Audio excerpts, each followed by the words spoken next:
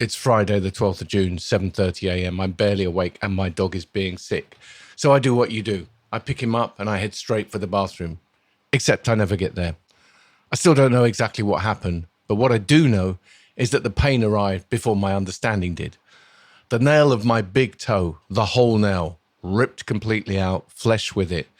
Two middle toes fractured alongside, blood everywhere, and a level of pain that requires expletives.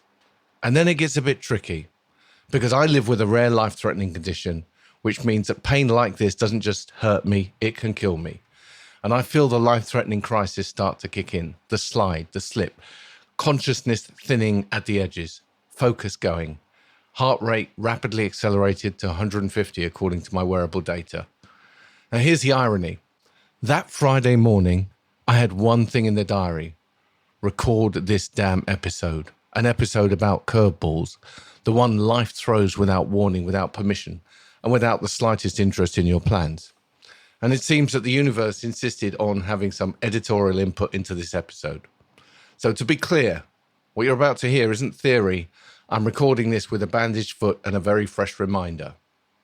Now there's a myth, which you may have heard and even believed, that the people who stay composed when the hit lands are built differently. They're wired calm, born unshakable. And it's a comforting story because it lets you off the hook. But it's also a lie. 15 years as a barrister, continually in courtroom crossfire, 3 years running a private equity-backed startup, and 16 years since coaching high achievers, founders, surgeons, special forces operators, lawyers and traders. And yet I've never once met a person who was born unshakable. Not one. What I have done is met people who trained. And the difference matters. Because if composure is character, you either have it or you don't. End of story. But if it's training, then it's available to anyone willing to do the work, including you, starting today. A curveball is uncertainty at maximum dose. No warning, no map, no timeline. What most people don't know is that your nervous system has a specific response to uncertainty. In 2016, neuroscientists at University College London ran an experiment that's mind-blowing and changed our understanding of uncertainty and pressure. The study group faced being given electric shocks, and some knew for certain the shock was coming, while others were told there was a 50-50 chance of them being shocked. Here's the interesting thing. The 50-50 group, the uncertain group, showed way more stress than the people who knew for certain they'd be hurt. Think about that. Knowing that you're going to be hurt is easier on your system than not knowing. And that's why the curveballs hit harder than the scheduled crises, because it's not the size of the event, it's the ambush, which is why you can't plan your way to unshakable. You can only train your way there. Your ability to manage your state is your best protection. Psychologist Alia Crum at Stanford has shown that the same stressor, identical event, identical load, can degrade your performance or enhance it depending on the trained appraisal that you bring to it. Change what the stress means and you change what your body does with it, not metaphorically, hormonally, physiologically. The event is fixed, but the response is trainable. That's not motivation, that's measured physiology. And that matters because every single one of us will encounter curveballs throughout our lives. And I wish I could tell you that surviving one buys you an exemption, but it doesn't. My curveballs include being diagnosed with the rare condition I mentioned in 2005 and being told I had a month to live. Still here. In 2014, my dad went in for an operation that carried a 1% risk. He never came home. And then in 2019, our home caught fire while we slept and was completely destroyed. There is no protocol that stops the pain caused by curveballs. The training doesn't spare you the grief. It keeps you functioning during the crisis. It enables you to carry the people who need carrying while you're bleeding still. Your storms may not look like mine. Yours might be the litigation, the regulator's letter, the divorce, the co-founder who turns, the diagnosis in someone you love, bankruptcy or being laid off. Different storms, same physiology. So what does the training actually look like? Well, there are 3 principles that I developed across 20 years of curveballs, tested by yours truly, family, friends, and clients.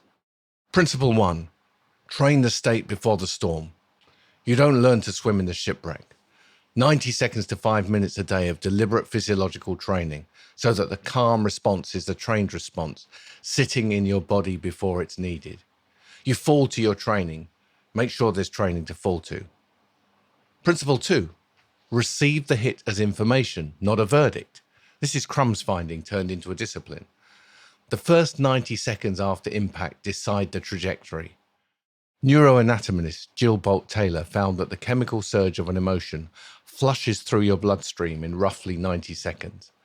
After that, whatever you're still feeling is being re-triggered by the story you're telling yourself about it. 90 seconds of chemistry. Everything afterwards is narrative, and narrative is trainable. Principle 3, intentional recovery between rounds. Stress hormones don't clear because the meeting ended. The residue accumulates, and accumulated residue is how high achievers end up in shadow burnout, still hitting the targets but running on empty. Recharge isn't retreat, it's the precondition for navigating the next curveball and growing from it. It's what Nazim Taleb calls anti-fragile, not merely surviving the stress, but getting stronger because of it. That's the destination, not resilience, but anti-fragility. So let's get back to the bathroom floor. Blood, pain, consciousness going, a crisis kicking in that kills. So I default to my training. Self-talk, focus on the next action, tactical breathing.